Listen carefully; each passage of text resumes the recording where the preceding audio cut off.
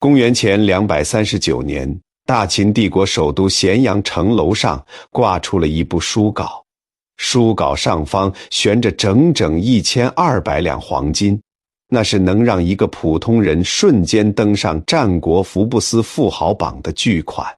城门下贴着一张告示，意思很明确，全天下所有读书人、诸侯、列国名士、网络大 V， 你们都来看看这本书，只要谁能在里面增加一个字或者删减一个字，这1200两黄金直接拿走。各位，如果是你心动吗？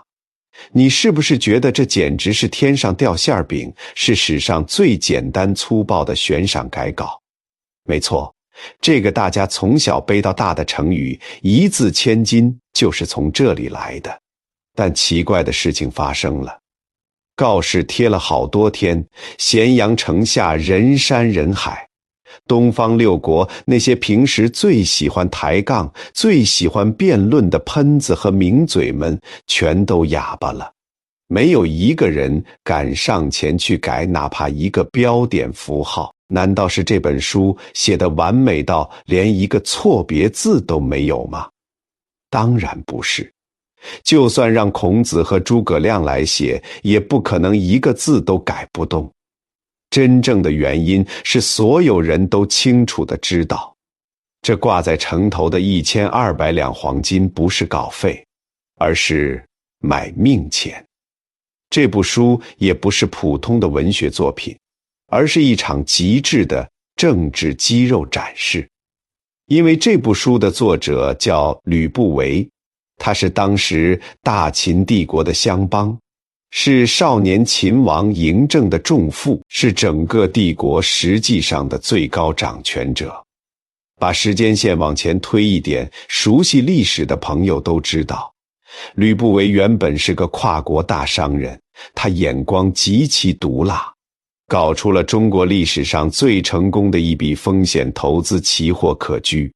他硬生生地用钱砸，用计谋算，把一个原本在赵国当人质连饭都吃不饱的落魄公子一人捧上了大秦国君的宝座。现在一人死了，13岁的嬴政继位，吕不韦作为辅政大臣权倾朝野，他手下养着3000门客，家里比国库还有钱。但这位千古第一风头大佬的终极野心绝不仅仅是当个有钱的权臣。吕不韦看着一天天长大的少年嬴政，看着大秦帝国如同一台无情的战争机器正在疯狂碾压东方六国，他知道天下一统只是时间问题了。但一个极其致命的问题摆在了吕不韦面前。大秦帝国可以靠法家打天下，但真的能靠法家治天下吗？过去100多年里，商鞅变法把秦国变成了一个巨大的军营，老百姓只要不种地、不砍人头，就会被严惩。法家那一套是极其残酷的 KPI 考核制度，用来打仗、兼并天下，简直所向披靡。可是等天下统一了呢？如果没有敌人可以砍了，这台嗜血的机器如果不踩刹车，就会反噬自身，把刀挥向自己的老百姓。所以吕不韦召集了他手下那3000个最顶尖的大脑，耗费无数心血，写出了城门上的那部书《吕氏春秋》。这根本不是什么学术论文，这是吕不韦为大秦帝国量身定制的大一统帝国的治国蓝图。他搞这一出一字千金的营销策划，就是要向全天下宣告，大秦未来的国策我吕不韦已经定好了，谁赞成谁反对。那些读书人又不傻，谁敢在这个时候去触相邦的眉头？但是吕不韦千算万算，算漏了一个人，他试图用《吕氏春秋》来拴住那头即将成年的凶猛巨兽。可他不知道，这部倾注了他毕生心血的奇书，最终却成了少年嬴政眼中的废弃蓝图，甚至成了催吕不韦上路的催命符。那么吕不韦到底在书里写了什么，让千古一帝秦始皇如此厌恶？这本看似什么都沾一点的杂家巨著，究竟藏着怎样不可告人的终极密码？不知道大家对“杂”这个字怎么看？在咱们现代人的语境里，说一个人杂，好像不是什么好词，什么杂货铺、大杂烩。在很多人眼里，《吕氏春秋》就是个缝合怪，把儒家抄一点，道家抄一点，法家再剪切粘贴一点，凑成了一本畅销书。如果你也这么想，那可就大错特错了。如果《吕氏春秋》只是简单的复制粘贴，它凭什么流传千古？吕不韦是个极其精明的商人兼政治家，他做的是集成创新。所谓的杂家，用我们今天互联网大厂的黑话来说，这叫底层逻辑重构，是一套完美的大秦操作系统。来，我给大家拆解一下吕不韦的这套系统结构。它的主板和底层代码是道家，确切地说是黄老之学，讲究的是无为而治，顺应自然。天下刚打下来，老百姓太苦了，必须得给系统降温，休养生息。它的用户界面和软件生态是儒家，讲究仁义礼智信，讲究君臣父子的规矩。因为治理天下需要道德约束，你不能天天靠拿鞭子抽人来维持治安，而它的杀毒软件和防火墙才是法家。谁敢触犯底线，直接严刑峻法伺候。你看，这是历史大杂烩吗？这是当时战国思想界最顶尖的集大成者，既有宽容的底色，又有道德的温度，还有法律的底线。为了把这个庞大的系统装进嬴政的脑子里，《吕氏春秋》在结构上玩了一个极其高级的设定天人合一。这本书的第一部分叫12纪，也就是按照一年12个月，把治国的道理和自然规律绑定在了一起。各位，这部分内容哪怕你现在是个打工人或者小老板，听完都能醍醐灌顶。吕氏春秋告诉当权者，春天万物复苏，这时候国家该干嘛？要宽刑罚，施恩惠不能去砍伐树木，不能去杀幼小的动物。夏天万物生长，你要鼓励生产，秋天万物凋零。这时候适合动用刑法，适合打仗。冬天万物闭藏，你要搞好内部考核，封赏功臣。发现没有？这在古代叫做顺天时，用我们现代人的话来说，这叫做顺势而为。吕氏春秋在极其严厉地警告当时的统治者，也警告着今天的我们。人类社会的运行，个人的发展，都必须顺应自然周期的客观规律，违背周期必定遭到反噬。试想一下，如果在春天万物生长的时候，你偏要跑去搞大屠杀、大破坏；在冬天万物冬眠的时候，你非要把老百姓折腾起来去修长城、建阿房宫，这就是逆天而行，国家就会产生灾祸，百姓就会造反。这就是大秦帝国后来二世而亡的根本原因。他们在该休养生息的春夏之际，依然在强行推行法家的严酷肃杀之气。回到我们现代人身上，不也是一样的吗？为什么现在很多人抑郁、焦虑、身体出问题？因为我们在逆天而行，白天该你下场的时候你摸鱼，到了半夜3更该你东藏睡觉的时候，你拿着手机熬夜刷视频，还美其名曰报复性熬夜。经济大环境处于上行周期的时候，你不去拼搏，等到了下行周期需要苟住，需要东藏保现金流的时候，你非要加杠杆去盲目创业。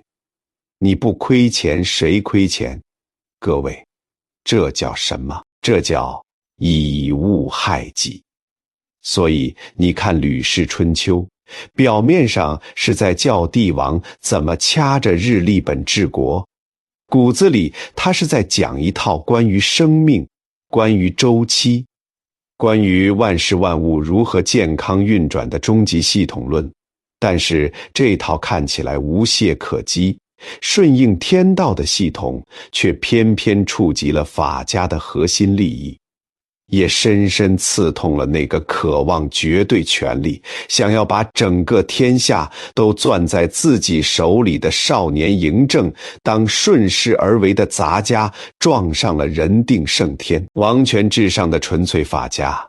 一场惨烈的政治风暴已经在咸阳城上空酝酿，而在风暴的中心，吕氏春秋抛出了他最为惊世骇俗，也是最让老板们听了直冒冷汗的第一个核心哲学：天下非一人之天下也，乃天下之天下也。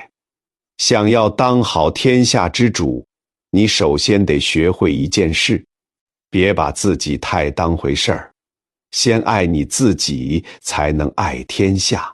并且他向未来的大秦国君发出了直击灵魂的拷问：你觉得是拥有天下重要，还是你自己的命重要？为了说明这个道理，吕不韦在《吕氏春秋·贵生篇》里讲了2个极具黑色幽默的故事。第一个故事，春秋战国时期，越国内部权力斗争极其残忍，老百姓和贵族连续暗杀了3任国君，导致了一个尴尬的局面，王位空缺。但没人敢当这个国君了，因为去当国君大概率命就没了。这时候大家想到了一个叫王子搜的王子。王子搜一听，连夜打包行李，吓得直接逃进了一个叫丹穴的深山老林里躲了起来。越国人找不到他，心里十分焦急，最后终于在山洞里发现了王子搜。大家在洞口烧艾草，硬生生把他给熏了出来，然后强行把他塞进国君的皇家马车里。正常人要是被强行拉去当宇宙500强企业的 CEO， 估计得乐开花吧。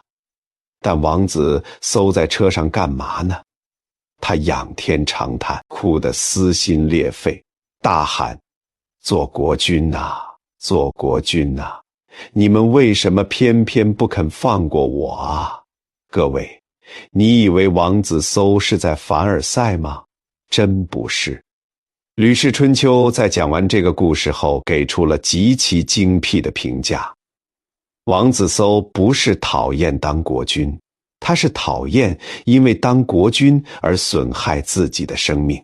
这样的人把命看得比天下还重，所以越国人反而觉得把国家交给他最放心。这就引出了第2个著名的思想实验，来自《吕氏春秋》里的另一位大家子华子。当时韩国和魏国为了争夺土地打得不可开交，子华子跑去见韩国的国君韩昭黎侯，问了他一个问题。子华子说：大王，如果现在天下人都签了一份协议，只要您能同意砍掉自己的左手或者右手，全天下马上就归您统治，您愿意吗？韩昭黎侯脱口而出：我不愿意，这怎么能行？子华子笑了说：这就对了，拥有天下听起来是很爽，但失去2只手那是真的痛。您的身体比天下更重要，那么现在那一点点领土的得失，跟您的身体比起来，又算得了什么呢？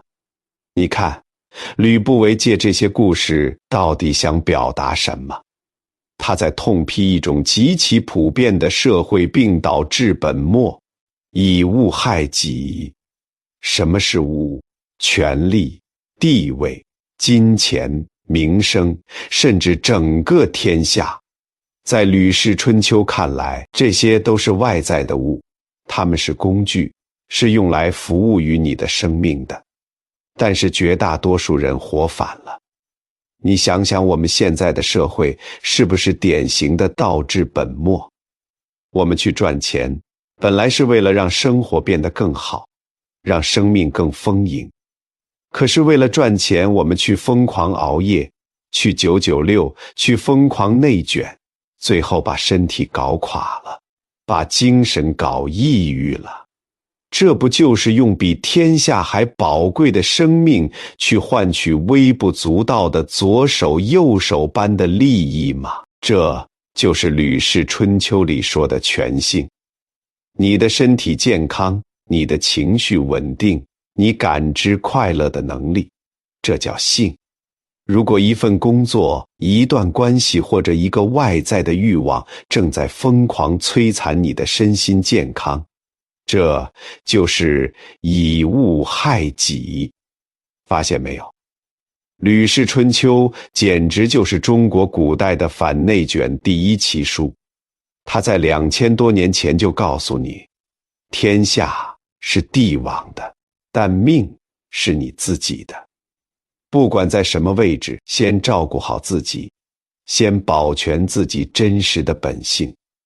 但是咱们回过头来想，吕不韦作为一个顶级政治家，他难道只是为了给嬴政熬一锅心灵鸡汤吗？当然没那么简单。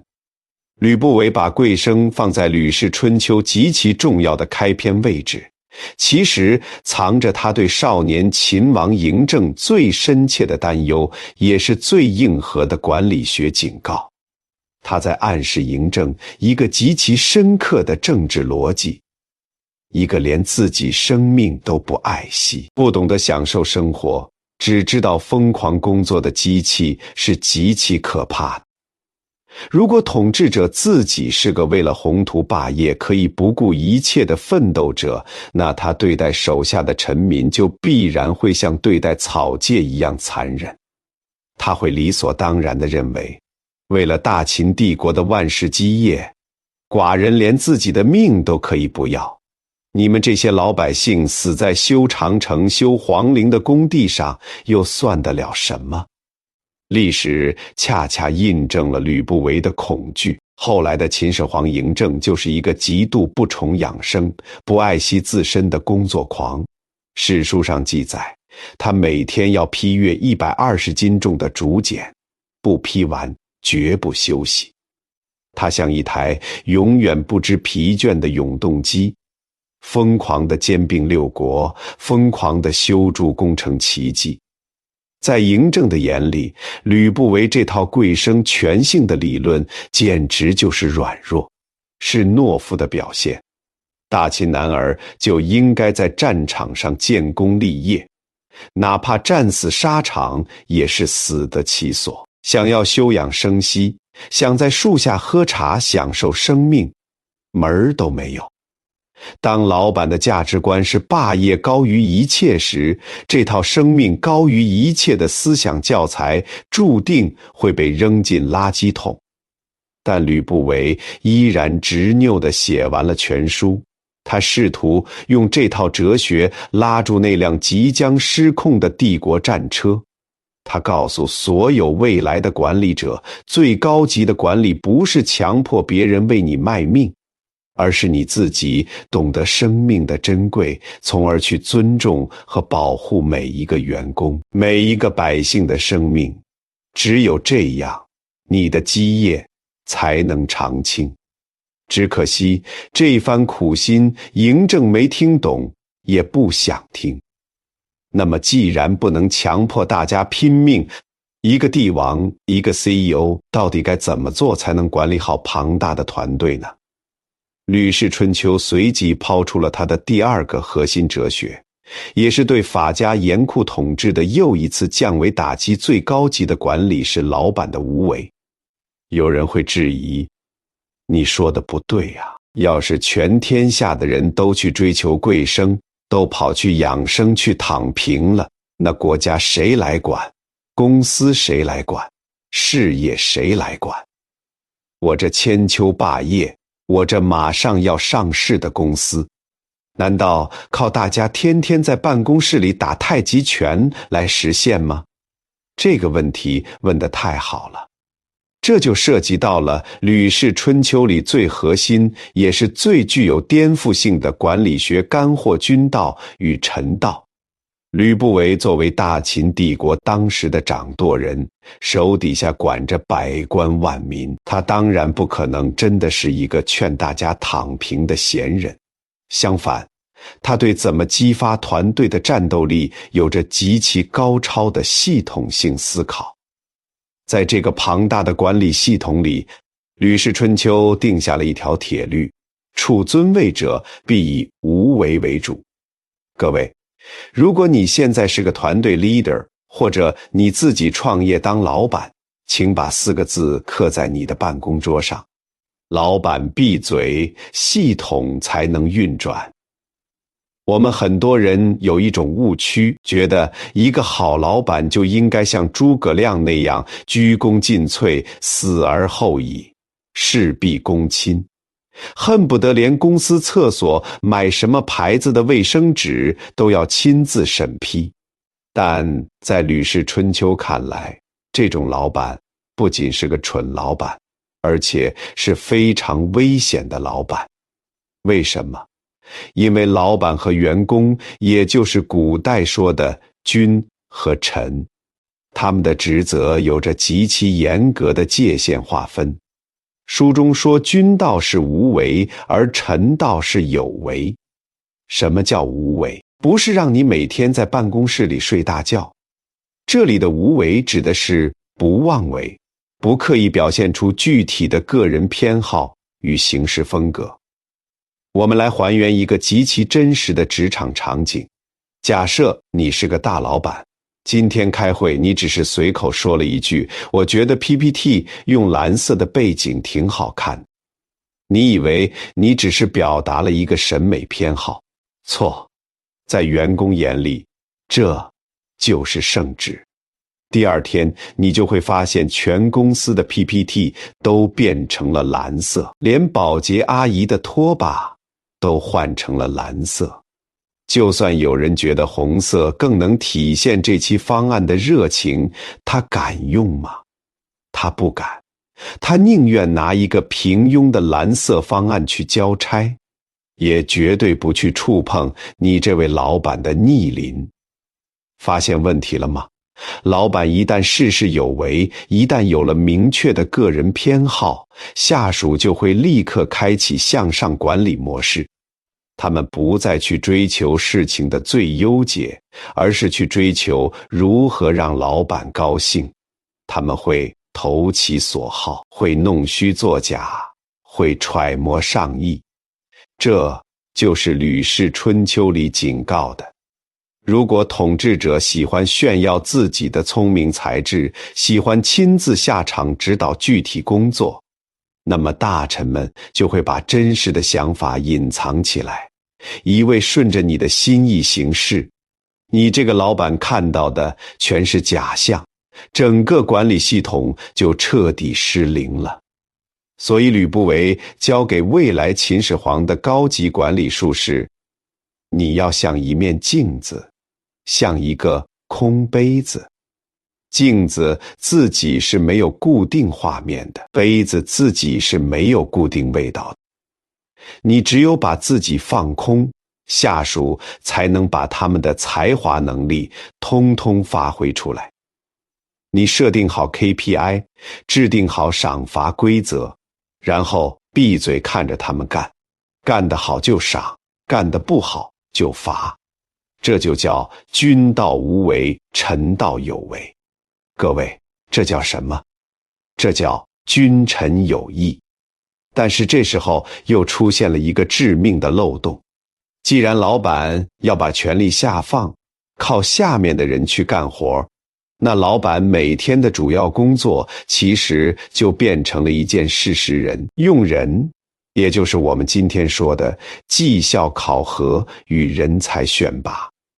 你闭着嘴不轻易表态，你怎么判断下面这帮人谁是真干活的，谁是来摸鱼混日子的？吕氏春秋敏锐地抓住了管理者最容易犯的致命弱点——认知偏差。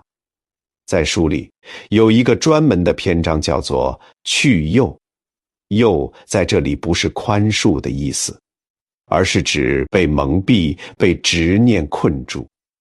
吕不韦认为，阻碍一个管理者做出正确判断的，往往不是智商，而是偏见。为了说明这个道理，书中记载了一个在中国家喻户晓的心理学经典典故人，有王妃，也就是我们常说的夷陵道府。有个乡下老汉有一天突然发现自己砍柴的斧头不见了，他找了半天没找到，心里就开始犯嘀咕，难道是被人偷了？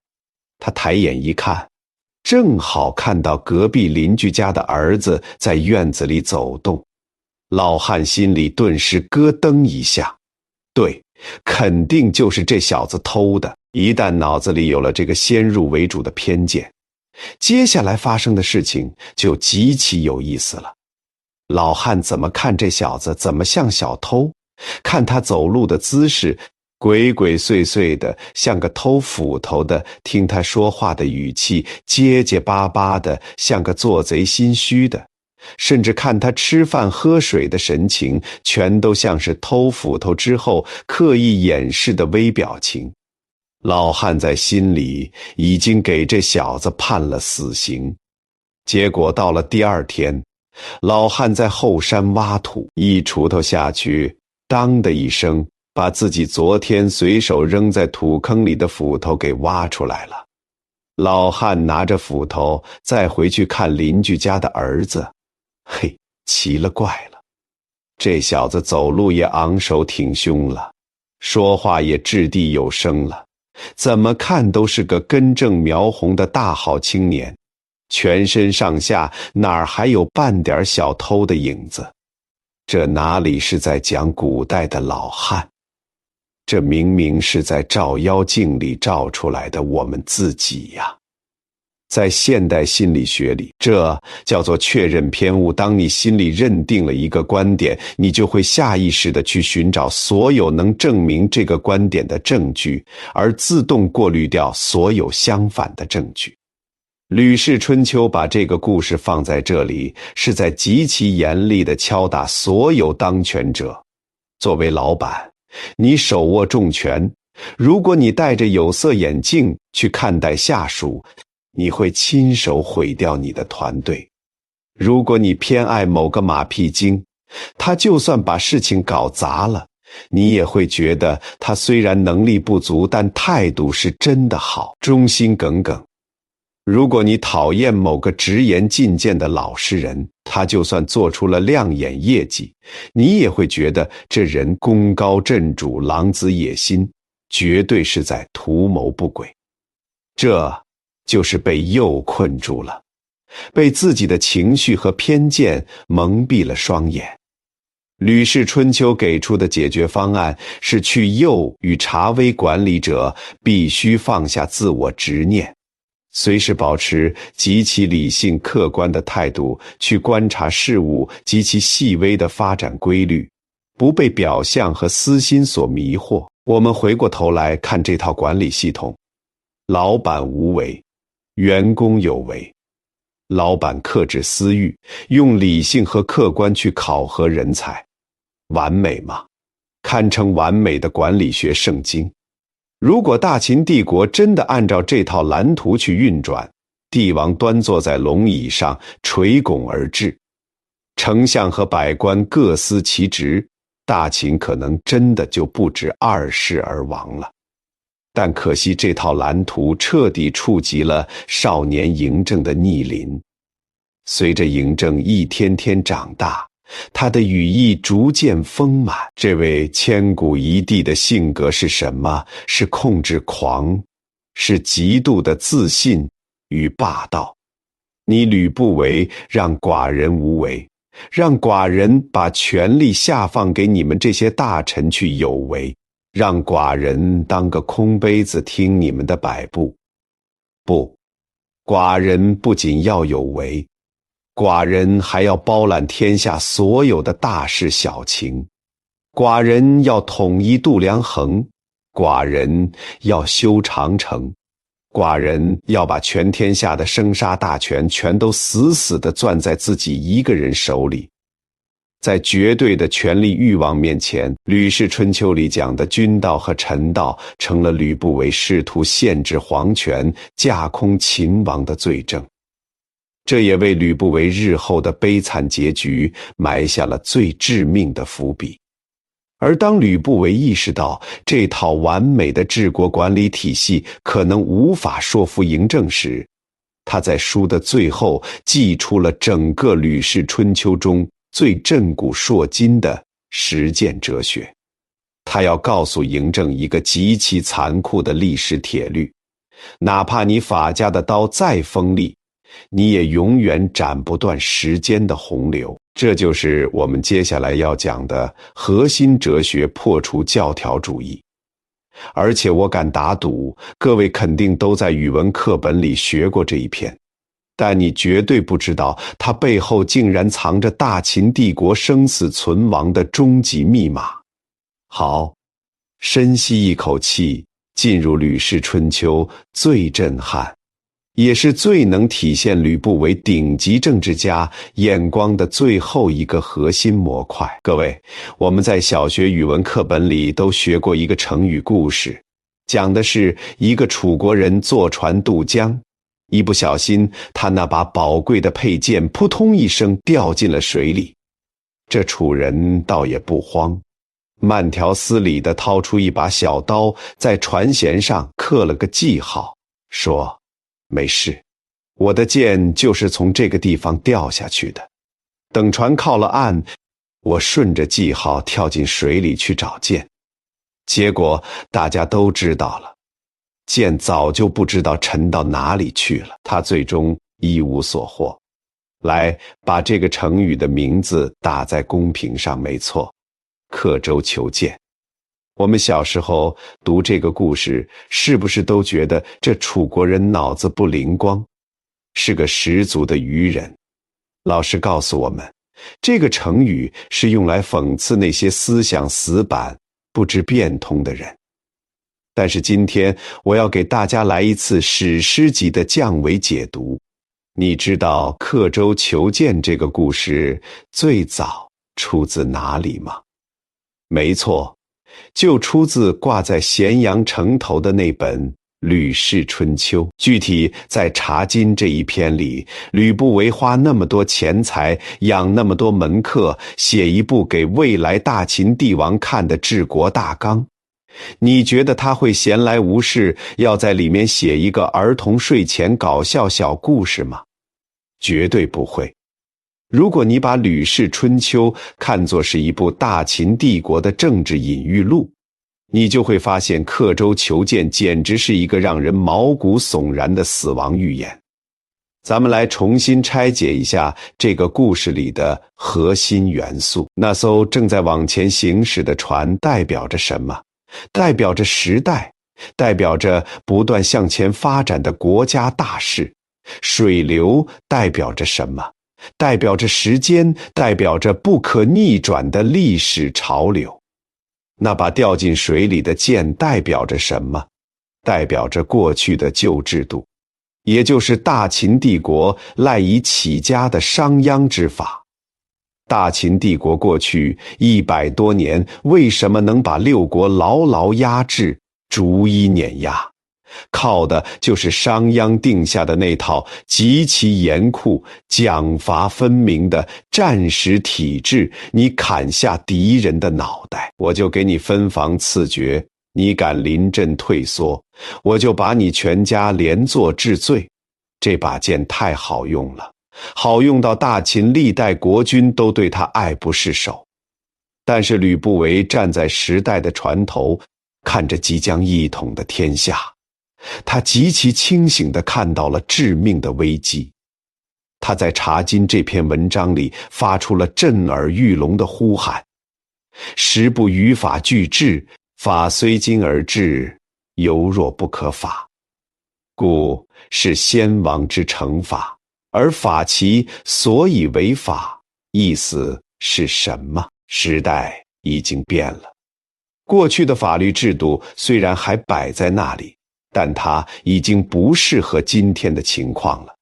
你必须放下那些旧有的教条，去学习那些制定法律背后的根本原则。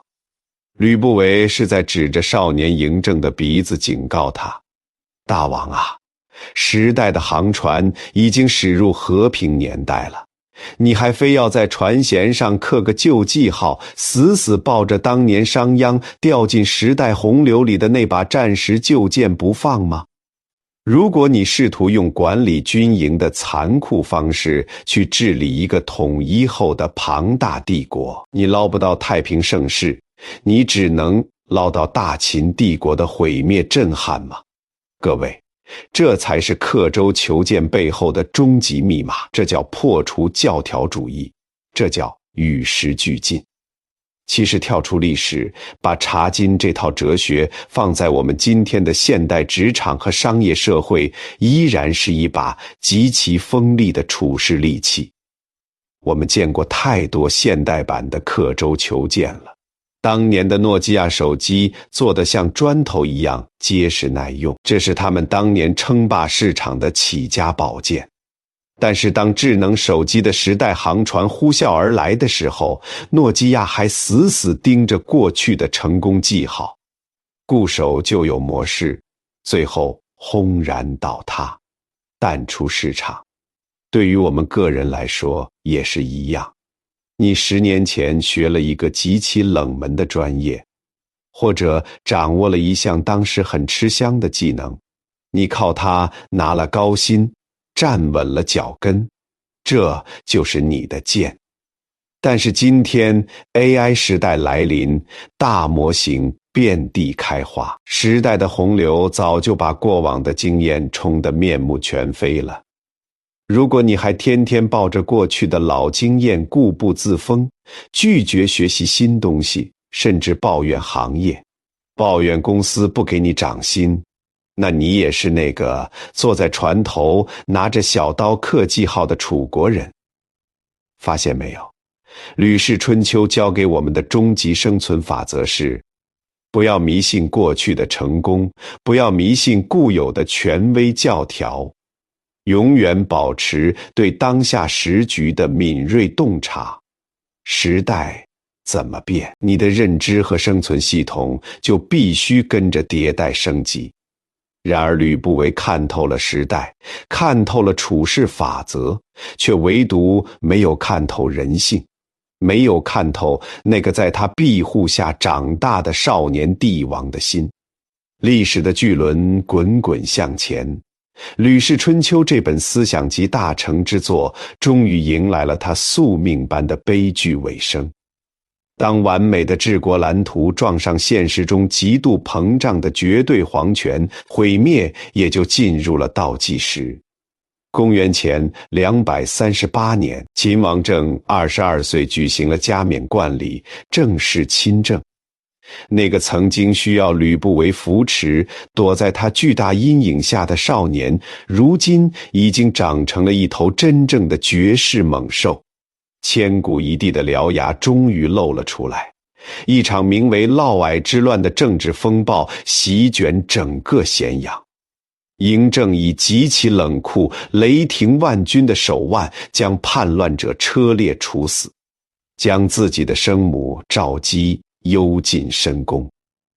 而这场风暴的最终指向，毫无疑问是那个权倾朝野的大秦相邦，是吕氏春秋的缔造者吕不韦。嬴政翻开那本悬赏千金的吕氏春秋，他看到了什么？他看到了里面劝他要顺应天时，劝他要贵生爱民，劝他要无为而治，劝他克制欲望，放弃绝对的皇权专制。在嬴政看来，这哪里是治国蓝图？这分明是一份试图永远把大秦王权关在牢笼里的束缚枷锁。嬴政的选择是什么？他彻底摒弃了吕不韦的杂家思想，转身重用李斯，选择了纯粹极致的法家霸道之路。不久之后，吕不韦被罢免相邦之位，赶出咸阳，发配河南封地。但这还不够，哪怕吕不韦已经被赶回了老家，东方六国的诸侯使者依然络绎不绝地前去拜访他，结交他。这让嬴政感到了极大的恐惧与愤怒。公元前235年，一封来自大秦最高统治者的信送到了吕不韦的面前。信上只有短短的几句诛心之问：君何攻于秦？秦封君河南，食10万户。君何亲于秦？号称重父。最后一句更是绝杀：其与家属喜处属。吕不韦看着这封信，他太了解嬴政了，他知道这封信就是催命符。如果他真的奉旨迁往蜀地，半路上就会被各种意外除掉，甚至会牵连家族3000余人。这位曾经挥斥方遒，用一本《吕氏春秋》震撼天下的千古第一风头大佬，在喝下鸩酒的那一刻，心里在想什么？也许他在想，自己这辈子最成功的一笔政治投资，最终反倒要了自己的性命。也许他会望着咸阳的方向，为那个即将统一天下却终将走向疯狂的帝国留下最后一滴无奈的眼泪。吕不韦死了，吕氏春秋作为大秦帝国正统治国蓝图被彻底废弃。后来的历史大家再熟悉不过了。秦始皇用极致的法家思想横扫六国，统一天下。他没有采纳吕不韦休养生息的治国建议，而是继续把商鞅变法的严苛之剑挥舞到了极致。他修长城，建阿房宫，造兵马俑，征伐百越，把全天下老百姓的民力压榨到了极限。结果呢？这个看似不可一世的大秦帝国，在秦始皇死后仅仅3年就在陈胜。吴广王侯将相宁有种乎的怒吼声中，在项羽破釜沉舟的决战里轰然倒塌。2世而亡，整个王朝仅仅存续了14年。2000多年过去了，大秦帝国的坚甲利兵早就化作了尘土。咸阳宫的熊熊烈火也早已熄灭。可是，当我们今天拂去历史的尘埃，再次翻开这本《吕氏春秋》时，我们会发现，吕不韦虽然在权力斗争中输得一败涂地，但他却在思想和历史的维度上赢得了永恒。因为西汉初年的统治者吸取了秦朝肃王的教训，他们推行的黄老之学与民休养生息，这不就是《吕氏春秋》里那套底层治国逻辑吗？汉武帝后来推行的外儒内法，儒法并用，这不就是《吕氏春秋》那套思想系统架构的翻版吗？各位，这叫什么？这叫跨越时空的胜利。《吕氏春秋》不仅仅是一本被帝王冷落的古书，它是中国古人对如何建立一个长久和谐、顺应自然的理想社会的终极思考。它告诉当权者要敬畏生命，告诉管理者要克制私欲，告诉所有的普通人要顺应周期，拒绝内耗，与时俱进。历史没有如果，但智慧可以传承。吕不韦用生命写下了这本10万字奇书，大秦帝国没有接住，但我希望今天屏幕前的你能够接住。如果你在职场中感到迷茫，如果你在生活中感到焦虑，如果你觉得这个世界转得太快，让你喘不过气，不妨在某个安静的夜晚，翻开这本《吕氏春秋》，去看看2000多年前的古人是如何在权力的漩涡中保持清醒，是如何在时代的洪流中寻找生命的支点的。这期内容到这里就结束了。若是你觉得这期内容确实像一阵清风，吹散了你心里的一点点焦虑，为你带来了一丝对抗内卷的底气与平静，我希望你能把贵生全姓4个字打在公屏上，这就是对我最大的鼓励。也请不要吝啬你的点赞和订阅，把它放进你的收藏夹。当你在未来的某个深夜再次因为工作感到迷茫，因为大环境感到焦虑，觉得快要撑不下去的时候，翻出来再听一遍。这本2000多年前的生存指南，随时能为你指引方向。感谢你的聆听，我们下一本古籍再见。